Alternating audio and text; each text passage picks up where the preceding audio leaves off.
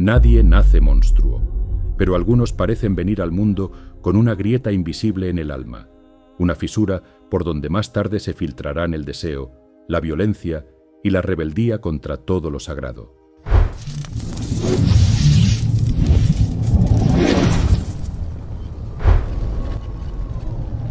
En una fría madrugada del 2 de junio de 1740, mientras Francia aún dormía bajo el peso de reyes absolutos y dogmas incuestionables, nació Marqués de Sade, un niño aristócrata destinado a convertirse en uno de los nombres más temidos, censurados y debatidos de la historia. Nadie en aquel lujoso hogar parisino podía imaginar que aquel recién nacido, envuelto en seda y privilegio, terminaría desafiando a la moral, a la religión y a la propia idea de humanidad, dejando una huella tan perturbadora que su apellido se convertiría en un concepto universal del horror y el placer entrelazados. Donatien Alphonse François de Sade llegó al mundo rodeado de títulos, linajes y expectativas. Su padre, Jean-Baptiste de Sade, era diplomático y cortesano, un hombre acostumbrado a los pasillos del poder y a la hipocresía elegante de Versalles. Su madre, Marie-Éléonore de Maillé de Carman, dama de honor de princesas, pertenecía a una nobleza antigua, orgullosa y rígida. Sin embargo, el niño apenas conocería el calor de ese núcleo familiar. Desde muy temprano fue separado de sus padres y enviado a vivir con parientes y tutores, una práctica común entre la aristocracia, pero que en su caso sembró una sensación de abandono que jamás lo abandonaría del todo. La infancia del Marqués de Sade no estuvo marcada por la ternura, sino por la distancia emocional, el silencio y una libertad peligrosa para una mente inquieta. Criado entre castillos, jardines inmensos y pasillos que parecían no tener fin, el pequeño Donatien aprendió pronto que el poder y la crueldad podían convivir con la belleza. Sus primeros años transcurrieron bajo la tutela de su tío, el abad Jacques-François Paul Aldonse de Sade, un clérigo erudito, libertino y sorprendentemente escéptico para su tiempo. Aquel hombre, lejos de inculcarle una fe piadosa, lo introdujo en lecturas prohibidas, ideas filosóficas audaces y una visión del mundo donde Dios no era una certeza, sino una pregunta incómoda. Allí, en esa mezcla de religión y desafío intelectual, comenzó a gestarse la semilla de la rebeldía que más tarde estallaría con violencia literaria y vital. La educación formal de Donatien fue tan estricta como contradictoria. A los 10 años fue enviado al prestigioso colegio jesuita Louis le Grand, una institución famosa por su disciplina férrea y su formación intelectual de élite. Entre rezos, castigos corporales y largos sermones sobre el pecado, el joven aristócrata aprendió latín, retórica y filosofía, pero también descubrió el placer de la transgresión. Los jesuitas pretendían domar su carácter, pero en lugar de eso, afilaron su inteligencia y su resentimiento hacia toda autoridad que pretendiera controlar el cuerpo y el pensamiento. Aquellos muros no apagaron su fuego interior, lo alimentaron en silencio. Los testimonios de la época sugieren que ya en la adolescencia temprana, Donatien mostraba un temperamento violento, impulsivo y provocador. No era un niño dócil. Se rebelaba contra los castigos, desafiaba a sus maestros y parecía disfrutar del escándalo. Algunos biógrafos sostienen que presenció prácticas sexuales y castigos físicos a una edad demasiado temprana, experiencias que pudieron distorsionar su percepción del placer y el dolor, fundiéndolos en una misma pulsión. En una sociedad que reprimía públicamente el deseo, pero lo practicaba en secreto, el joven Sade aprendió pronto que la moral era una máscara frágil. A los 14 años, su infancia llegó abruptamente a su fin cuando fue enviado a una academia militar. Francia se preparaba para conflictos bélicos y el linaje de los Sade exigía un heredero fuerte, viril y obediente. Allí, entre entrenamientos brutales y jerarquías implacables, Donatien conoció la violencia institucionalizada. El dolor ya no era un castigo aislado, sino una herramienta de formación. Aquella experiencia reforzó su desprecio por la autoridad y consolidó una idea que más tarde repetiría en sus escritos. El poder siempre se ejerce sobre los cuerpos. Cuando cumplió 17 años, fue enviado a combatir en la Guerra de los 7 Años. Aunque su desempeño militar no fue especialmente destacado, el contacto con la muerte, la brutalidad y el caos humano dejó una marca profunda. Vio pueblos arrasados, cuerpos mutilados y una moralidad inexistente en el campo de batalla. Aquella guerra terminó de erosionar cualquier ilusión de orden divino. Para Donatien, el mundo se reveló como un escenario gobernado por la fuerza, el azar y el deseo, no por la justicia ni la compasión. Al regresar a Francia, ya no era un niño ni un adolescente común. Había sobrevivido a la guerra, a la disciplina religiosa y a una educación aristocrática basada en la represión emocional. Su carácter estaba moldeado por contradicciones explosivas: refinamiento intelectual y brutalidad instintiva, sensibilidad estética y desprecio por el sufrimiento ajeno. La infancia del Marqués de Sade no fue un simple preludio, sino el laboratorio donde se gestó una mente destinada a desafiar todos los límites. Y aunque aún no lo sabía, ese joven aristócrata estaba a punto de iniciar una vida adulta marcada por el escándalo, el encierro y una obra literaria que haría temblar los cimientos de la moral occidental.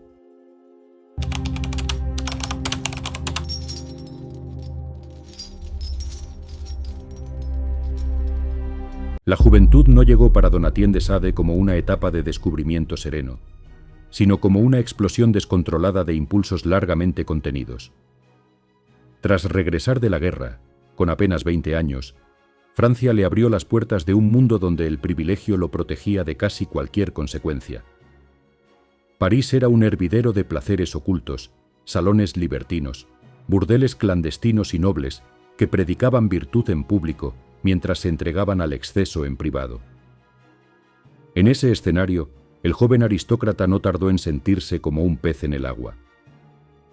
Su inteligencia aguda, su cinismo precoz y una fortuna que parecía inagotable lo convirtieron rápidamente en una figura incómoda, pero fascinante. En 1763, en un intento por encauzar su vida y silenciar rumores incipientes, su familia arregló su matrimonio con René Pélagie de Montreuil, una joven de buena posición y carácter dócil. El enlace no fue fruto del amor, sino de la conveniencia social. Para la familia de Sade, el matrimonio debía ser una jaula respetable que domesticara sus excesos. Sin embargo, ocurrió exactamente lo contrario. Donatien asumió el rol de esposo con una mezcla de indiferencia y desprecio. Mientras su esposa intentaba cumplir con las expectativas de una dama noble, él se sumergía cada vez más en una vida nocturna cargada de prácticas extremas, humillaciones y juegos de poder que escandalizaban incluso a una aristocracia acostumbrada al vicio. Los primeros escándalos no tardaron en estallar. Prostitutas que denunciaban abusos, sirvientas que hablaban en susurros de rituales perturbadores y rumores de orgías violentas comenzaron a circular por París. En 1768, un episodio marcaría un punto de inflexión. Una joven mendiga llamada Rose Keller denunció haber sido retenida contra su voluntad en una propiedad de Sade, donde afirmó haber sufrido encierro y maltratos. Aunque el marqués logró minimizar las consecuencias legales gracias a su posición social, el incidente dejó una mancha imborrable en su reputación. Por primera vez, su nombre empezaba a asociarse públicamente con el miedo. Lejos de detenerse, su comportamiento se volvió más provocador. Parecía disfrutar del riesgo, del desafío abierto a la ley y a la moral. En 1772, en la ciudad de Marsella, ocurrió uno de los episodios más oscuros de su vida. Durante una serie de encuentros con prostitutas, se le acusó de haberlas drogado con cantáridas, un potente afrodisíaco conocido por sus efectos peligrosos. Varias mujeres enfermaron gravemente, y las autoridades ya no pudieron mirar hacia otro lado. Donatien de Sade fue condenado a muerte en ausencia por sodomía y envenenamiento, un castigo extremo que reflejaba no solo la gravedad de las acusaciones, sino el hartazgo social ante sus excesos. Convertido en fugitivo, huyó junto a su cuñada, Anne Prosper Delaunay, con quien mantenía una relación considerada escandalosa y transgresora para los estándares de la época, ampliamente documentada por sus contemporáneos. Mientras recorría Italia, escapando de la justicia francesa, su mente comenzó a transformarse. El placer ya no era solo una experiencia física, sino un concepto filosófico. El crimen, la persecución y el deseo prohibido empezaron a entrelazarse en su pensamiento como partes inseparables de una misma verdad brutal. La libertad absoluta solo podía existir más allá del bien y del mal. Finalmente, fue capturado y encarcelado en varias ocasiones, iniciando una relación casi permanente con las prisiones del antiguo régimen. Castillos convertidos en cárceles, celdas húmedas y muros diseñados para quebrar voluntades se convirtieron en su entorno habitual. Paradójicamente, fue en esos espacios de reclusión donde su mente alcanzó una claridad peligrosa. Privado de acción, comenzó a escribir de manera compulsiva. Cartas, ensayos y relatos nacieron como una forma de resistencia. Para Sade, la imaginación se convirtió en el último territorio verdaderamente libre. Su esposa, René Pélagie, lejos de abandonarlo, luchó incansablemente por su liberación durante años. Este detalle trágico suele pasar desapercibido. Mientras él la humillaba y la traicionaba, ella se consumía intentando salvarlo del encierro. Esa contradicción humana, ese amor unilateral frente a una crueldad indiferente, revela que la vida del marqués no fue solo un desfile de perversión, sino también un rastro de vidas destruidas a su alrededor. Cada acto suyo generaba ondas de sufrimiento que raramente reconocía. La adolescencia tardía y su entrada a la adultez no fueron un simple proceso de maduración, sino una caída progresiva hacia el abismo. El joven aristócrata había probado el poder absoluto sobre otros cuerpos y había descubierto que el escándalo era una forma de existencia. Cada arresto, cada huida y cada denuncia reforzaban su desprecio por la sociedad que lo condenaba en público y lo imitaba en privado. El mundo lo rechazaba, pero también lo necesitaba como chivo expiatorio de sus propias hipocresías. Cuando finalmente fue encerrado en la Bastilla, sin saber cuánto duraría su cautiverio, algo terminó de romperse en su interior. Allí, rodeado de silencio, humedad y desesperación, comenzó a gestarse la obra que lo convertiría en leyenda. La pluma reemplazó al látigo, la fantasía al acto y el pensamiento al cuerpo.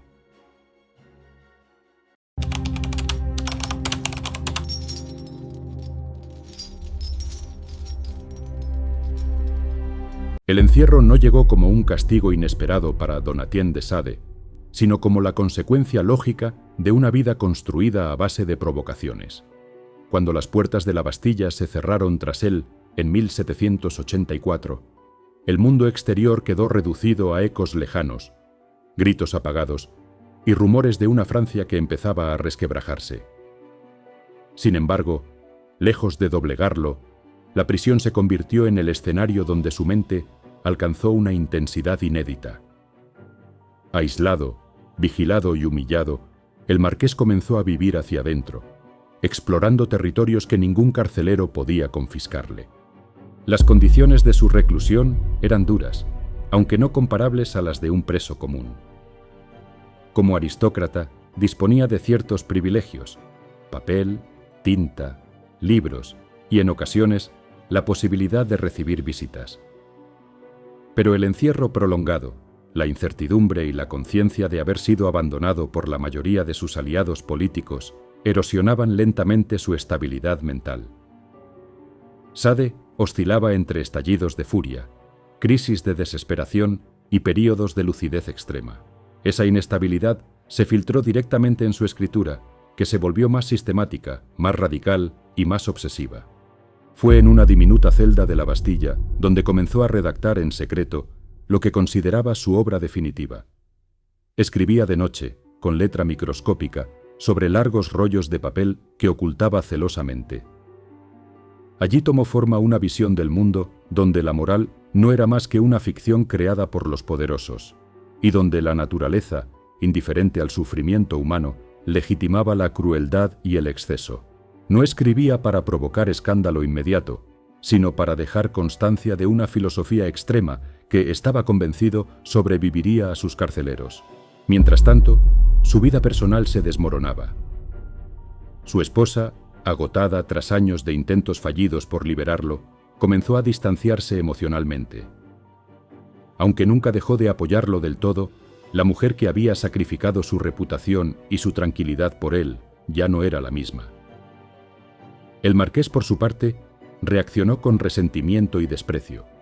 Incapaz de reconocer el amor que se le ofrecía, se encerró aún más en su universo mental, donde los vínculos afectivos eran vistos como debilidades y la compasión como una trampa. La Revolución Francesa, ese terremoto histórico que prometía libertad e igualdad, llegó a oídos de Sade como un murmullo esperanzador.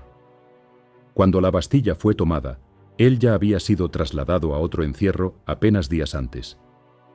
Irónicamente, el símbolo máximo de la opresión caía sin él dentro. Aún así, el nuevo orden revolucionario no lo liberó de inmediato. Su reputación lo perseguía como una sombra, y aunque el antiguo régimen se derrumbaba, la sociedad seguía sin saber qué hacer con un hombre que encarnaba todo aquello que se prefería no mirar de frente. Liberado finalmente, ya entrado en la madurez, Donatien de Sade regresó a un mundo irreconocible. Los títulos nobiliarios habían perdido valor, los privilegios se habían evaporado, y la violencia que antes se ejercía en salones privados, ahora se manifestaba en plazas públicas. La guillotina dominaba el paisaje moral de Francia. Para alguien como él, que había teorizado sobre el crimen y el poder, aquel nuevo escenario resultaba inquietantemente familiar. Sin embargo, lejos de sentirse triunfador, el marqués se encontró empobrecido, enfermo y cada vez más aislado. Durante este periodo, intentó reinventarse como escritor público. Algunas de sus obras comenzaron a circular, aunque siempre bajo amenaza de censura. Sus textos no eran solo relatos de exceso, sino tratados filosóficos disfrazados de ficción extrema. Defendía un ateísmo radical, una visión materialista del ser humano y una negación absoluta de la moral tradicional. Para muchos revolucionarios, esas ideas resultaban tan peligrosas como las del antiguo clero. Sade fue nuevamente arrestado, esta vez por el nuevo régimen que decía combatir la tiranía. La adultez del marqués estuvo marcada por una repetición cruel. Breves períodos de libertad seguidos de largos encierros. Cada vez más viejo, más frágil físicamente, pero igual de desafiante intelectualmente, fue trasladado a asilos y prisiones donde su conducta era considerada escandalosa, incluso para los estándares de la época. En uno de estos lugares, Charenton, pasó los últimos años de su vida. Allí, entre enfermos mentales y marginados sociales, continuó escribiendo y dirigiendo pequeñas representaciones teatrales como si se negara a aceptar que su tiempo se agotaba. En Charenton, la frontera entre locura y lucidez se volvió difusa. Algunos médicos lo consideraban un enfermo peligroso, otros un genio incomprendido. Él mismo parecía oscilar entre ambas identidades. Su cuerpo envejecía, pero su mente seguía aferrada a la idea de que había dicho una verdad que el mundo no estaba preparado para aceptar. Cada obra, cada página escrita, era un desafío lanzado a una sociedad que lo había encerrado una y otra vez sin lograr silenciarlo. La adultez de Donatien de Sade no fue una etapa de redención ni de arrepentimiento. Fue una prolongada confrontación con el poder, la censura y el paso del tiempo. Encerrado, liberado y vuelto a encerrar, el marqués avanzaba inexorablemente hacia su final, convencido de que su legado no sería el del hombre que vivió, sino el del pensamiento que dejó escrito. Si estás disfrutando de este video, te invito a suscribirte, dejar tu like y compartir tu opinión en los comentarios. Ese es un pequeño gesto que nos ayuda a seguir creando contenido valioso para ti. Gracias por hacerlo. Sigamos entonces con la narración.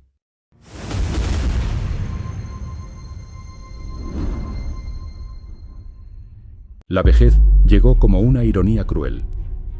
Después de haber dedicado su vida a explorar los límites del cuerpo, el placer y la violencia, su propio cuerpo comenzó a traicionarlo lentamente. En el asilo de Charenton, donde fue recluido bajo la etiqueta ambigua de enfermo mental peligroso, el antiguo aristócrata ya no era el hombre temido de París, sino una figura envejecida, con el rostro surcado por arrugas profundas y una mirada que oscilaba entre la lucidez feroz y el agotamiento absoluto. Sin embargo, incluso allí, incluso al borde del olvido, se negaba a desaparecer en silencio. Charenton no era un sitio de reclusión común. era un lugar donde convivían la medicina primitiva, el control social y la exclusión. Para muchos internos, aquel sitio era el destino final. Para Sade, fue un último escenario. Privado de libertad, pero no de palabra, comenzó a organizar representaciones teatrales con otros internos, escribiendo y dirigiendo obras que mezclaban comedia, crítica social y provocación. Aquello escandalizaba a los médicos y a las autoridades, pero también fascinaba a ciertos visitantes ilustres que acudían a observar a aquel viejo marqués que seguía desafiando las normas incluso desde el encierro. En esos años finales, su mente no se suavizó. Lejos de mostrar arrepentimiento, Sade se reafirmó en sus ideas. Consideraba que había sido perseguido no por sus crímenes, sino por su pensamiento. Para él, la sociedad necesitaba monstruos para justificar su propia violencia estructural, y él había sido uno de los más útiles. Esa convicción lo acompañó hasta el final. Sus escritos tardíos, menos conocidos pero igualmente radicales, muestran a un hombre consciente de su marginalidad histórica, pero convencido de que el tiempo acabaría dándole la razón. La relación con su familia estaba prácticamente destruida. Sus hijos se distanciaron de él, avergonzados por un apellido que se había vuelto sinónimo de escándalo. Su esposa, René Pelagie, terminó retirándose a un convento, agotada física y emocionalmente. El marqués quedó solo, rodeado de médicos, guardianes y pacientes, muchos de los cuales lo temían o lo observaban con curiosidad morbosa. Aquella soledad no lo volvió humilde, lo volvió aún más ácido. En cartas y manuscritos se refería a la humanidad como una especie hipócrita, incapaz de aceptar su verdadera naturaleza. La muerte comenzó a rondarlo de manera lenta y persistente. Enfermedades propias de la edad, infecciones maltratadas y una debilidad generalizada fueron apagando su energía física. Aún así, continuó escribiendo casi hasta el final. Su mayor miedo no era morir, sino ser silenciado. Sabía que muchas de sus obras serían destruidas o censuradas, y esa idea lo enfurecía más que la propia muerte. En un gesto final de desafío, pidió que su tumba no tuviera nombre, como si incluso después de muerto quisiera escapar de las etiquetas que el mundo le había impuesto. Donatien de Sade murió el 2 de diciembre de 1814, a los 74 años, en Charenton. Su fallecimiento pasó casi desapercibido en una Francia agotada por guerras, revoluciones y cambios políticos. No hubo homenajes ni funerales solemnes. Su cuerpo fue enterrado sin honores y durante décadas su nombre permaneció envuelto en un silencio incómodo.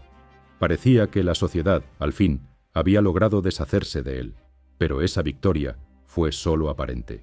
Con el paso del tiempo, sus escritos comenzaron a resurgir. Filósofos, escritores y psicoanalistas encontraron en sus textos una brutal honestidad sobre el poder, el deseo y la violencia. Aquello que había sido considerado pura perversión empezó a leerse como una crítica despiadada a la moral, a la religión y a la autoridad.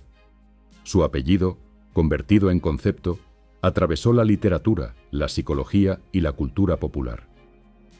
El hombre había muerto, pero la idea seguía viva, más incómoda que nunca. La muerte del marqués de Sade no cerró su historia, la abrió.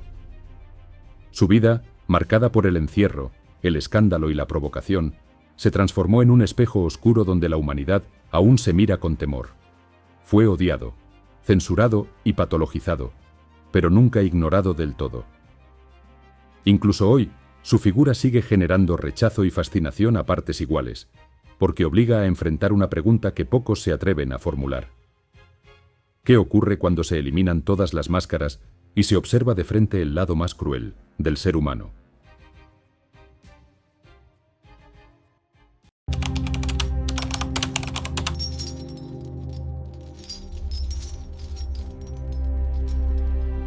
Durante décadas después de su muerte, el nombre de Donatien de Sade fue pronunciado en voz baja, como si invocarlo pudiera contaminar a quien lo hiciera.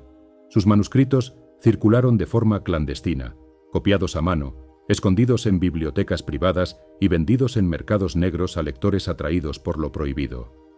Francia, y luego Europa entera, intentaron enterrarlo no solo bajo tierra, sino también bajo el peso del silencio.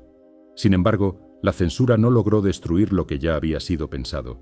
Las ideas del marqués comenzaron a moverse como un veneno lento, invisible, infiltrándose en mentes inquietas que veían en sus textos algo más que obscenidad. El siglo XIX fue particularmente cruel con su legado. En una época obsesionada con el orden, la moral burguesa y la apariencia de respetabilidad, Sade representaba todo lo que debía ser reprimido. Sus libros fueron prohibidos sistemáticamente, y su figura fue reducida a la caricatura de un depravado sin redención. Se lo presentó como un monstruo aislado, una anomalía moral que nada tenía que decirle al mundo civilizado. Esa estrategia tenía un objetivo claro: evitar que sus ideas fueran tomadas en serio, porque reconocer que Sade pensaba y no solo provocaba era aceptar que la violencia y el deseo extremo no eran aberraciones marginales, sino posibilidades humanas.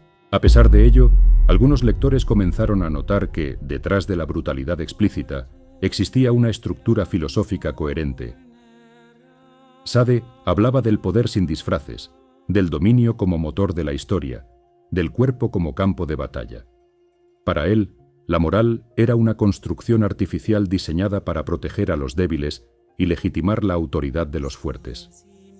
Esa visión, radical y despiadada, resultaba inquietantemente moderna. No era un simple libertino narrando excesos, sino un pensador que llevaba hasta sus últimas consecuencias las ideas de libertad absoluta, incluso cuando esas consecuencias resultaban insoportables. A finales del siglo XIX y comienzos del XX, su obra empezó a atraer la atención de intelectuales que cuestionaban las bases mismas de la civilización occidental. Escritores, artistas y filósofos vieron en Sade un precursor incómodo, alguien que había osado decir lo que otros apenas insinuaban. El psicoanálisis encontró en sus textos una exploración extrema de las pulsiones humanas. La literatura moderna reconoció en su estilo una ruptura con la narrativa moralizante tradicional. Poco a poco, el monstruo empezó a transformarse en síntoma. Este redescubrimiento no fue sencillo ni pacífico. Cada reedición de sus obras generaba escándalos, juicios y campañas de censura. Libreros eran perseguidos, editores procesados, lectores estigmatizados. Leer a Sade seguía siendo un acto de desafío, pero precisamente por eso su figura crecía. Cuanto más se intentaba silenciarlo, más evidente se volvía que su pensamiento tocaba una fibra profunda. El mundo que lo había condenado comenzaba, sin quererlo, a darle la razón. La violencia no había desaparecido, solo había cambiado de forma. Mientras tanto, la imagen del propio Sade se volvía más compleja. Ya no era visto únicamente como un criminal, sino como un producto extremo de su tiempo. Un hombre moldeado por la hipocresía del antiguo régimen, por la brutalidad de la guerra, por el encierro prolongado y por una sociedad que castigaba el exceso en público mientras lo practicaba en privado. Esa lectura no lo absolvió, pero sí lo contextualizó. Y al hacerlo, lo volvió aún más perturbador, porque obligaba a reconocer que no había surgido de la nada. El concepto que lleva su nombre comenzó a expandirse más allá de la literatura. La palabra sadismo se incorporó al lenguaje médico y psicológico, desligándose parcialmente del hombre real para convertirse en una categoría. Ese proceso, aunque parecía inmortalizarlo, también lo despojaba de matices. El marqués se transformaba en etiqueta, en diagnóstico, en simplificación. Pero sus textos seguían allí, resistiéndose a ser reducidos a una sola interpretación. En ellos convivían el filósofo, el provocador, el prisionero y el aristócrata caído. A lo largo del siglo XX, su influencia se hizo cada vez más visible. Movimientos artísticos que buscaban romper con las normas, cuestionar la autoridad y explorar lo prohibido, encontraron en Sade una fuente de inspiración. No se trataba de imitar sus excesos, sino de asumir su gesto fundamental, llevar una idea hasta el límite, sin concesiones. Esa radicalidad lo convirtió en una figura imposible de domesticar. Cada intento de convertirlo en un clásico respetable fracasaba, porque su obra estaba diseñada para incomodar, no para tranquilizar. El legado del Marqués de Sade se volvió, así, una herida abierta en la cultura occidental. No ofrecía consuelo ni redención, solo un espejo deformante donde se reflejaban los impulsos que la sociedad prefería negar. Leerlo era enfrentarse a preguntas sin respuesta, a una visión del ser humano despojada de idealismo. Y aunque muchos cerraban sus libros con repulsión, pocos podían hacerlo con indiferencia. De este modo, el marqués regresó del olvido no como un héroe, ni como un villano simple, sino como un desafío permanente. Su vida había terminado en el encierro y el desprecio, pero su pensamiento comenzaba a caminar libre, infiltrándose en debates sobre poder, deseo y moralidad.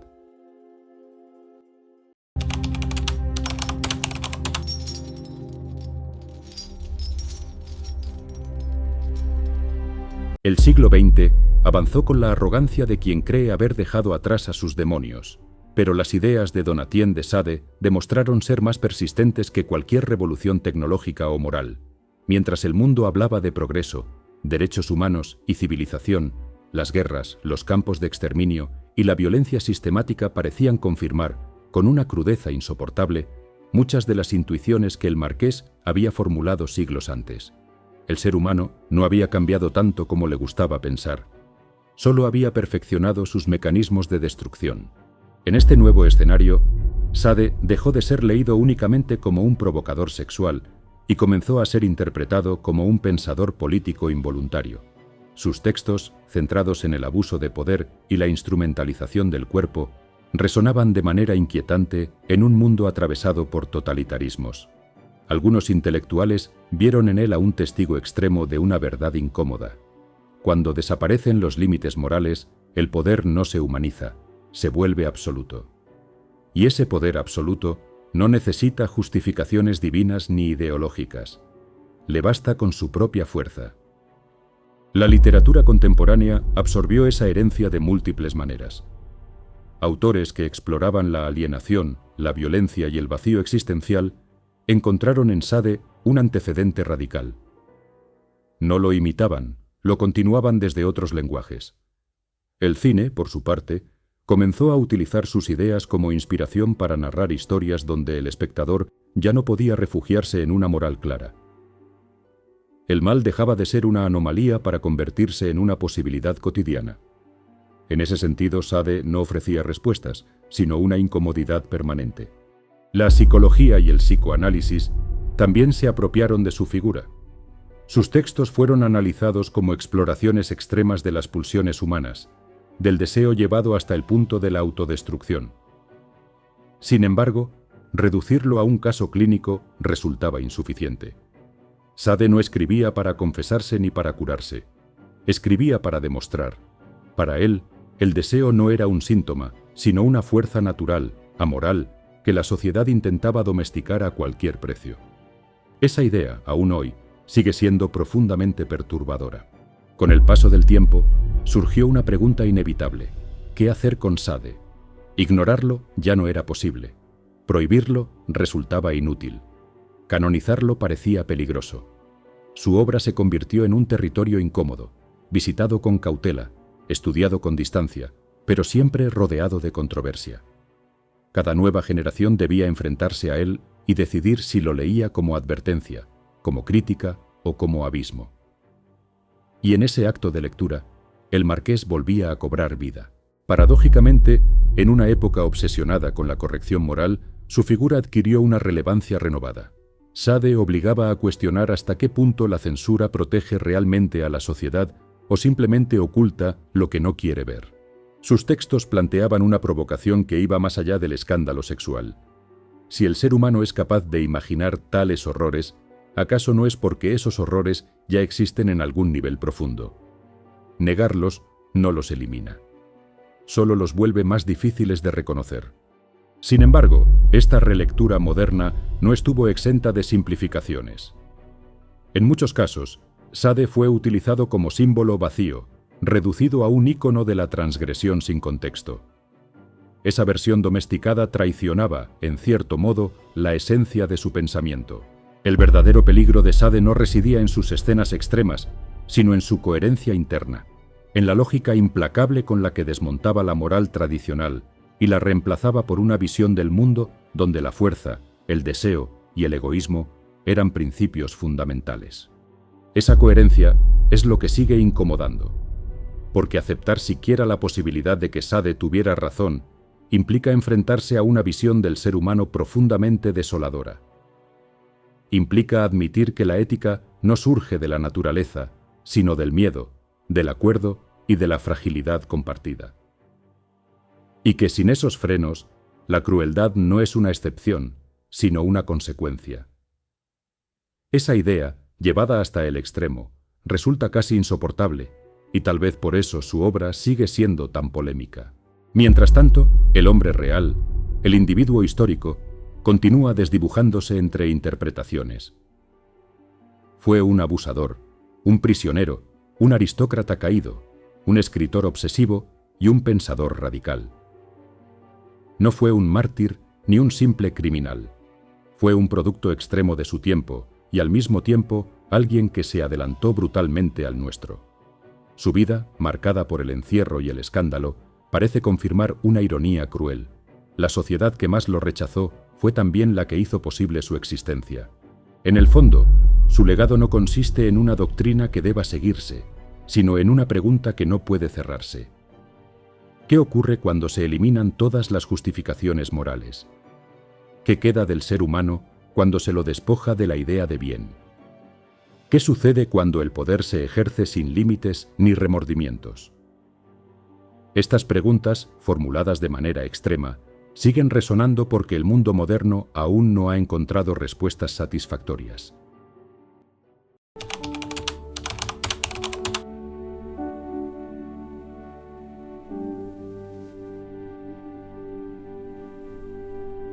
Las verdaderas cadenas de Marqués de Sade no estuvieron hechas de hierro, sino de papel, porque si su vida escandalizó a su tiempo, fueron sus libros los que garantizaron que su nombre no desapareciera con su cuerpo. Allí, en la tinta comprimida de manuscritos ocultos y ediciones clandestinas, Sade construyó el núcleo definitivo de su desafío. No escribió para entretener, escribió para demoler. Entre sus obras más impactantes se encuentra Justine o Los infortunios de la virtud, publicada en 1791. Bajo la apariencia de una novela moral, el texto ejecuta una operación devastadora. Coloca a una joven virtuosa en un mundo donde la bondad no solo no es recompensada, sino sistemáticamente castigada. Justine, empeñada en mantener su integridad, atraviesa una sucesión de abusos, traiciones y humillaciones que no conducen a redención alguna. Marqués de Sade rompe con siglos de tradición narrativa en los que la virtud triunfa al final. En su universo, la moral no protege, la inocencia no salva. Y esa inversión golpeó con una fuerza que la sociedad no estaba preparada para soportar. Como contracara, escribió Juliette, donde la hermana de Justine adopta el camino opuesto. Juliette abraza el crimen, la manipulación y el egoísmo sin culpa, y lejos de encontrar castigo, prospera. Esta estructura dual no es casual ni caprichosa. Es un experimento literario diseñado para demostrar una tesis brutal. Si la naturaleza no reconoce el bien ni el mal, entonces el éxito no depende de la virtud, sino de la audacia y la fuerza. Sade no narra para emocionar, narra para argumentar. Pero ninguna obra concentra su radicalidad con tanta crudeza como Los 120 días de Sodoma. Escrita durante su encierro en la Bastilla, fue redactada en un rollo continuo de papel de más de 10 metros que ocultó cuidadosamente en su celda. Cuando fue trasladado antes de la toma de la prisión, creyó que el manuscrito se había perdido para siempre, y esa pérdida lo afectó profundamente. Años después, el texto reapareció. Lo que contiene no es simplemente exceso, sino estructura. 4 libertinos se aíslan en un castillo y organizan meticulosamente todas las formas imaginables de dominación. El horror no es espontáneo. Está clasificado, enumerado, sistematizado. Esa frialdad organizativa es lo que vuelve la obra particularmente perturbadora. Sade también escribió Aline y Valcourt, una novela más extensa y menos conocida por el público general, donde despliega reflexiones políticas y sociales. Allí imagina modelos de organización distintos, critica la tiranía y examina el poder bajo otra luz. Este libro demuestra que su pensamiento no estaba limitado al escándalo sexual.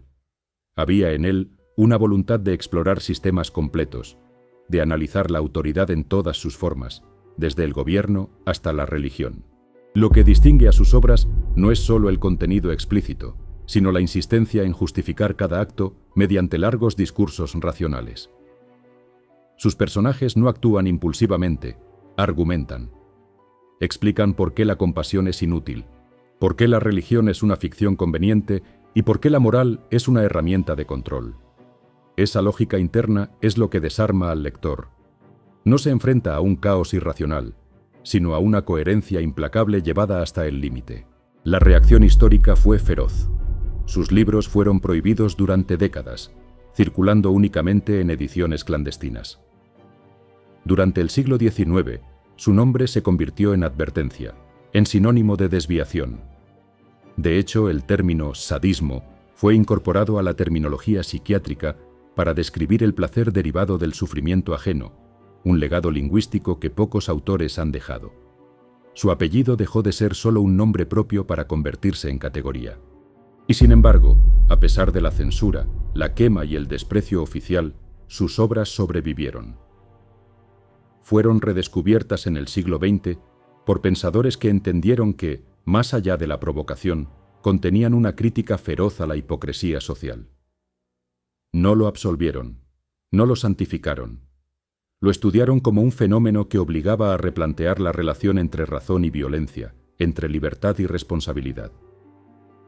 Leer hoy a Sade sigue siendo una experiencia incómoda. No ofrece consuelo ni moraleja. No invita a la identificación sentimental, invita al enfrentamiento. Sus libros funcionan como un espejo que devuelve una imagen sin maquillaje de las posibilidades humanas, cuando el deseo se convierte en ley y la razón en justificación. Y quizá ahí resida su verdadera permanencia. No en el escándalo superficial ni en la anécdota biográfica, sino en la capacidad de sus textos para incomodar incluso siglos después. Porque mientras exista la tentación de separar la inteligencia de la compasión, el poder del límite, la libertad de la responsabilidad, las páginas de Sade seguirán abiertas. No como guía, no como ejemplo, sino como advertencia permanente de hasta dónde puede llegar el pensamiento humano cuando decide no detenerse. Si este documental, sus voces y silencios significan algo para ti, puedes apoyar el canal uniéndote a nuestra membresía. Basta con que hagas clic en el botón Unirme debajo de este video o en el enlace que te hemos dejado en la descripción. Tu apoyo nos permite continuar creando contenido como este. Gracias por eso. Continuemos con la narración. Llegados a este punto, la pregunta ya no es quién fue el Marqués de Sade, sino por qué su figura se niega a desaparecer. La historia está llena de criminales, libertinos y pensadores malditos que el tiempo se ha encargado de borrar o reducir a notas al pie. Sin embargo, el Marqués permanece, no como un recuerdo cómodo, sino como una presencia incómoda que reaparece cada vez que la sociedad intenta definirse a sí misma como civilizada. Su persistencia no se debe a la provocación superficial, sino a algo mucho más profundo y perturbador. Sade obliga a mirar de frente aquello que se prefiere negar. La modernidad construyó su identidad sobre grandes promesas: razón, progreso, derechos, libertad. Pero cada uno de esos conceptos convivió, desde el inicio, con formas renovadas de violencia. Estados que hablaban de igualdad mientras explotaban colonias. Sistemas que proclamaban justicia mientras administraban castigos masivos. Sade, desde su encierro y su marginalidad, parecía haber anticipado esa contradicción. Para él, el discurso moral siempre fue una herramienta de poder, no una verdad universal, y esa intuición, llevada al extremo, sigue resultando insoportable. No es casual que cada época intente reinterpretarlo según sus propias ansiedades. En tiempos de censura rígida, se lo presenta como un demonio que debe ser expulsado. En periodos de liberalización cultural, se lo convierte en un ícono de la transgresión. En ambos casos, el riesgo es el mismo: simplificarlo. Porque Sade no es solo exceso ni solo crítica, es una lógica llevada hasta el límite, y esa lógica no ofrece refugio. No permite una lectura tranquilizadora. Obliga a asumir que, si se desmontan todas las normas, lo que queda no es necesariamente libertad, sino dominio. Su vida personal refuerza esa incomodidad. No fue un pensador abstracto, encerrado en una torre de marfil.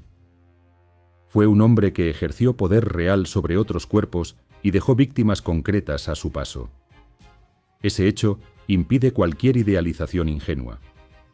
Al mismo tiempo, su castigo fue desproporcionado en duración y severidad, especialmente si se lo compara con otros aristócratas de su tiempo. Pasó gran parte de su vida encerrado, no solo por lo que hizo, sino por lo que representaba. Era más fácil silenciarlo que enfrentarlo intelectualmente. Esa tensión entre responsabilidad personal y persecución social es uno de los núcleos más complejos de su legado. Sade no puede ser absuelto, pero tampoco puede ser reducido a un simple monstruo. Hacerlo sería una forma de tranquilizar la conciencia colectiva. Si él fue una aberración aislada, entonces el sistema que lo produjo queda a salvo. Pero si fue un síntoma, entonces la pregunta se vuelve peligrosa. ¿Qué tipo de sociedad engendra a alguien como él y luego se horroriza de su existencia? En el mundo contemporáneo, obsesionado con clasificar, diagnosticar y etiquetar, Sade resiste esas operaciones. No encaja del todo en ninguna categoría. No es solo un criminal, ni solo un filósofo, ni solo un escritor pornográfico. Es una intersección incómoda de todas esas cosas. Y precisamente por eso resulta tan difícil de manejar. Cada intento de domesticarlo fracasa porque su obra está diseñada para erosionar cualquier marco moral estable. También hay algo profundamente inquietante en su coherencia. Sade no se contradice para salvarse. No introduce excepciones compasivas ni finales redentores. Lleva sus ideas hasta donde duelen. Esa radicalidad es rara incluso entre los pensadores más extremos. Y es ahí donde muchos lectores retroceden. Porque seguirlo hasta el final implica aceptar conclusiones que nadie quiere asumir públicamente. Implica reconocer que la moral no es un hecho natural, sino una construcción frágil, sostenida por acuerdos y por miedo a las consecuencias. Sin embargo, reducir su importancia a esa provocación filosófica sería insuficiente. La vida de Sade también funciona como una advertencia sobre los peligros del aislamiento, del resentimiento y de la impunidad. Su aristocracia le permitió durante años actuar sin freno. Su encierro prolongado radicalizó su pensamiento. Su falta de vínculos afectivos reales lo empujó hacia una visión del otro como objeto. En ese sentido, su historia personal muestra cómo el poder sin límites y el castigo sin reintegración pueden producir monstruos más que corregirlos. Hay además una dimensión trágica en su final. Murió convencido de que había sido incomprendido, rodeado de locos y marginados sin reconocimiento público. Y sin embargo, el tiempo le dio una forma de inmortalidad que probablemente habría disfrutado con amargura. Su nombre sobrevivió, pero desligado de su control. Convertido en concepto, en adjetivo, en categoría clínica. Esa transformación, aunque lo hizo eterno, también lo redujo. El hombre desapareció detrás del símbolo. Tal vez por eso sigue siendo necesario volver a su biografía completa. No para justificarlo ni para condenarlo de forma simplista, sino para comprender el recorrido entero. Desde la infancia aristocrática y distante, pasando por la juventud desbordada de privilegio, el encierro obsesivo, la escritura compulsiva y la vejez olvidada. Todo ese trayecto revela una constante. Sade nunca encontró un límite que aceptara como legítimo. Ni en la familia, ni en la religión, ni en el Estado, ni en la moral. Y esa ausencia de límites fue, al mismo tiempo, su motor y su condena. En última instancia, el Marqués de Sade incomoda porque no permite respuestas fáciles. No enseña cómo vivir, sino qué ocurre cuando se eliminan todas las excusas. Su obra no propone un mundo mejor, propone un mundo desnudo. Y ese mundo, visto sin ilusiones, resulta aterrador. Tal vez por eso se lo sigue leyendo, discutiendo y censurando. Porque mientras exista la necesidad de creer que la civilización nos ha vuelto esencialmente buenos, la sombra de Sade seguirá recordando que esa creencia es frágil.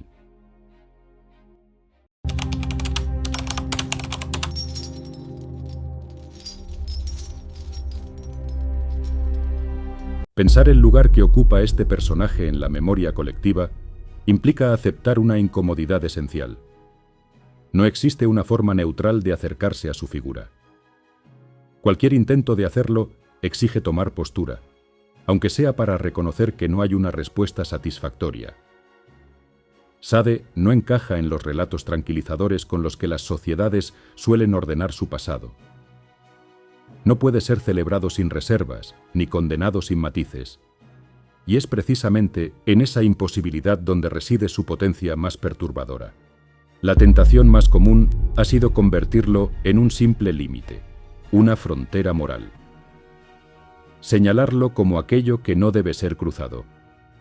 Sin embargo, esa estrategia fracasa una y otra vez, porque su obra no funciona como una advertencia externa, sino como un espejo interno. No muestra un mal ajeno, sino uno posible. Sus textos no dicen «esto existe fuera de ti», sino «esto también forma parte de lo humano». Y esa afirmación, incluso rechazada, deja una marca. Obliga a revisar la confianza en las categorías morales que se dan por sentadas. En este sentido, Sade no destruye la moral por placer, sino por coherencia. Toma los principios de libertad, razón y naturaleza, tan celebrados por la Ilustración, y los lleva hasta un punto donde se vuelven irreconocibles. Si el ser humano es libre, entonces también es libre para dominar. Si la naturaleza es la guía suprema, entonces no distingue entre compasión y crueldad. Si la razón no tiene límites trascendentes, entonces puede justificar cualquier cosa. Ese ejercicio no es cómodo ni edificante, pero es implacablemente lógico. Muchos lectores rechazan esa lógica porque temen lo que implica, y no sin razón. Aceptarla sin reservas conduciría a un mundo inhabitable. Pero ignorarla tampoco resuelve el problema, porque Sade no inventa el horror, lo sistematiza, no crea la violencia, la desnuda de justificaciones. Al hacerlo, revela hasta qué punto la civilización depende de acuerdos frágiles, de límites impuestos y de una vigilancia constante sobre los impulsos más oscuros. Su obra no propone derribar esos límites, pero sí muestra qué ocurre cuando desaparecen. La vida del propio Sade refuerza esta lectura de manera trágica. Fue un hombre que tuvo poder y lo ejerció sin freno. Y cuando ese poder le fue retirado, respondió con resentimiento y radicalización.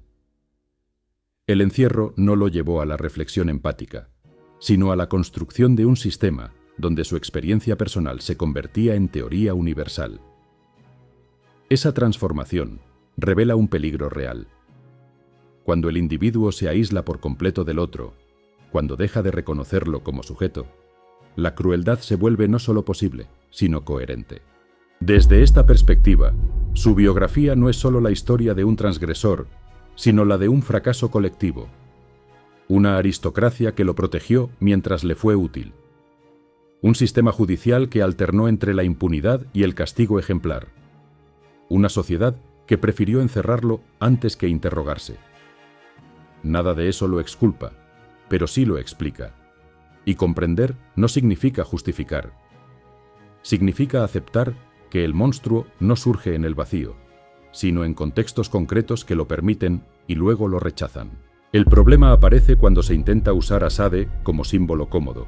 Convertirlo en una figura del mal absoluto permite a la sociedad lavarse las manos. Si él fue el extremo, entonces el resto queda a salvo. Pero esa operación ignora que muchos de los mecanismos que él describió siguen operando, aunque con rostros más aceptables.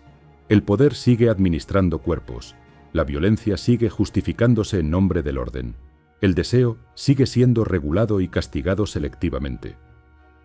Sade no es el origen de estas dinámicas, es su exageración sin máscaras. También resulta revelador observar cómo su figura reaparece con fuerza en momentos de crisis. Cuando los discursos morales se muestran insuficientes, cuando las instituciones pierden legitimidad, cuando la violencia se hace evidente, su nombre vuelve a circular. No porque ofrezca soluciones, sino porque pone palabras a una desconfianza profunda. Una sospecha incómoda, que bajo la superficie de las normas y los valores Existe una lógica más cruda que nunca ha sido del todo superada. Sin embargo, hay un límite claro que no debe perderse de vista. Leer a Sade como diagnóstico no implica asumirlo como programa. Confundir análisis con prescripción ha sido uno de los errores más peligrosos en la historia del pensamiento. Sade describe un mundo posible, no deseable. Su obra muestra qué ocurre cuando la libertad se separa de toda responsabilidad, cuando el otro deja de importar, cuando el poder se convierte en fin en sí mismo. Ese mundo no es una utopía oscura, es una advertencia llevada al extremo. En ese sentido, su lugar en la memoria colectiva debería ser el de una figura límite, no un modelo, no un demonio conveniente, sino un recordatorio. Recordatorio de que la civilización no es un estado natural, sino una construcción frágil. De que la ética no surge espontáneamente, sino que debe sostenerse activamente. De que el poder, sin control, tiende siempre al abuso. Y de que el ser humano es capaz de justificar casi cualquier cosa si encuentra una lógica que lo respalde. La incomodidad que genera Sade es, en última instancia, productiva.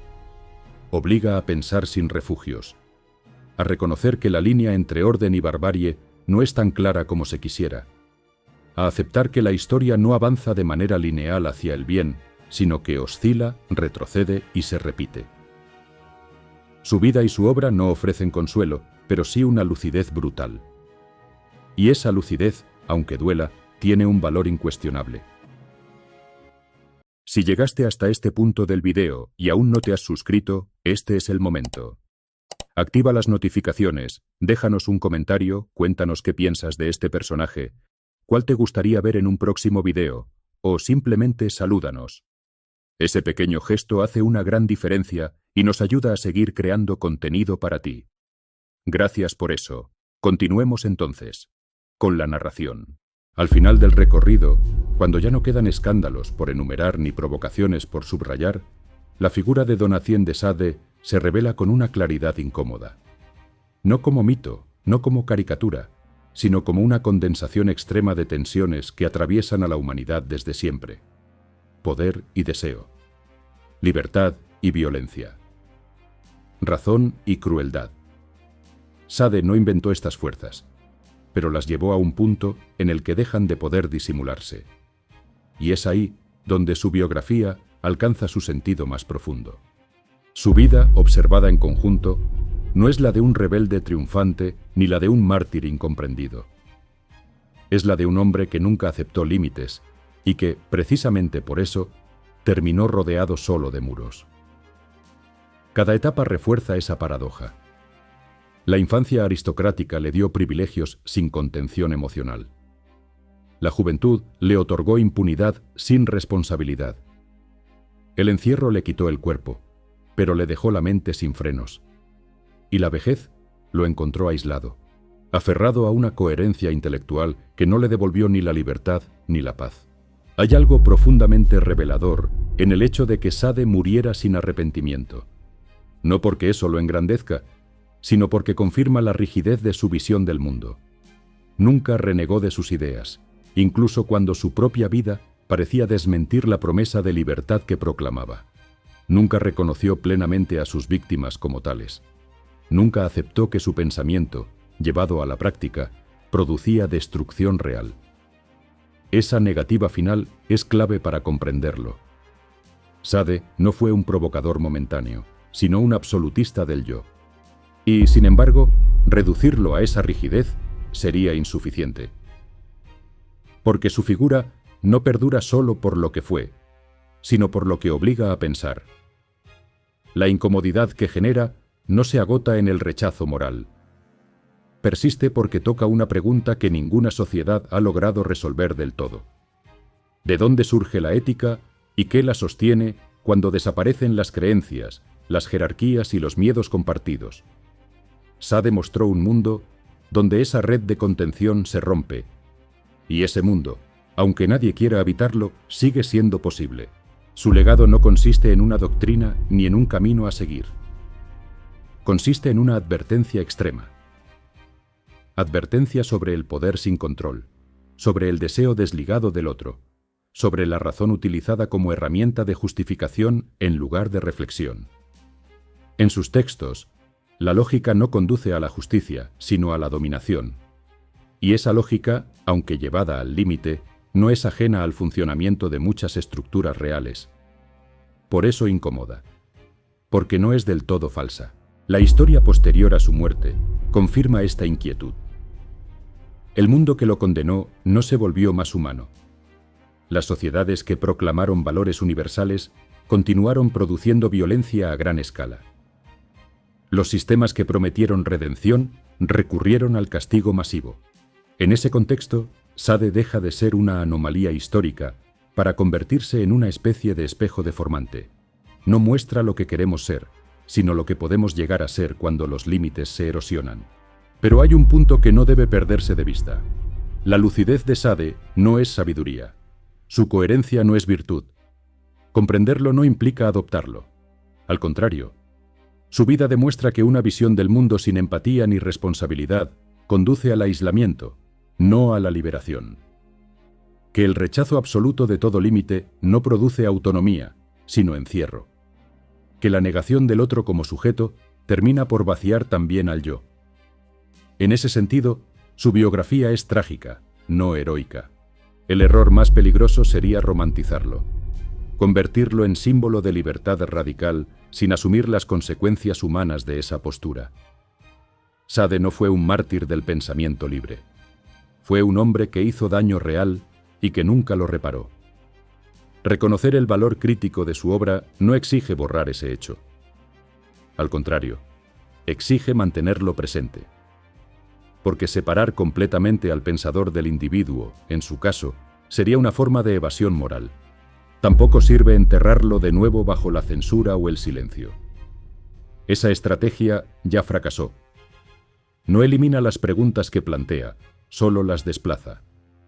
Sade reaparece precisamente cuando se intenta ignorarlo, porque sus ideas no dependen de su figura, sino de las tensiones que expuso. Mientras exista poder, deseo y desigualdad, su sombra seguirá siendo reconocible, aunque se la nombre de otro modo. Quizás el lugar más honesto para el Marqués de Sade en la memoria colectiva sea el de una figura límite, necesaria precisamente porque no ofrece consuelo. No enseña cómo vivir mejor, sino qué ocurre cuando se renuncia a vivir con otros. No propone una ética, sino que muestra el vacío que queda cuando se la elimina. Su obra no invita a cruzar el abismo, sino a medir su profundidad. Su historia personal refuerza esta lectura final. Murió solo, sin reconocimiento público, sin haber logrado transformar su vida en algo distinto de lo que fue. No venció al sistema que despreciaba. No encontró la libertad que proclamaba. Lo que dejó fue un conjunto de textos que siguen incomodando porque obligan a pensar sin anestesia. Y esa incomodidad, lejos de ser un defecto, es su verdadero legado. El Marqués de Sade no necesita ser reivindicado ni exorcizado. Necesita ser comprendido en toda su complejidad. Como advertencia, no como modelo. Como espejo oscuro, no como ideal. Su vida demuestra que la transgresión sin límites no libera, y su obra demuestra que la moral sin reflexión es frágil. Entre esas dos verdades se mueve su figura, imposible de cerrar, imposible de olvidar. Y tal vez sea precisamente ahí donde reside su permanencia, mientras la humanidad siga debatiéndose entre lo que desea y lo que necesita para no destruirse. El nombre de Sade seguirá emergiendo, no como respuesta, sino como recordatorio brutal de que la civilización no es un estado natural, sino una decisión constante, una decisión que puede fallar, una decisión que siempre está en riesgo.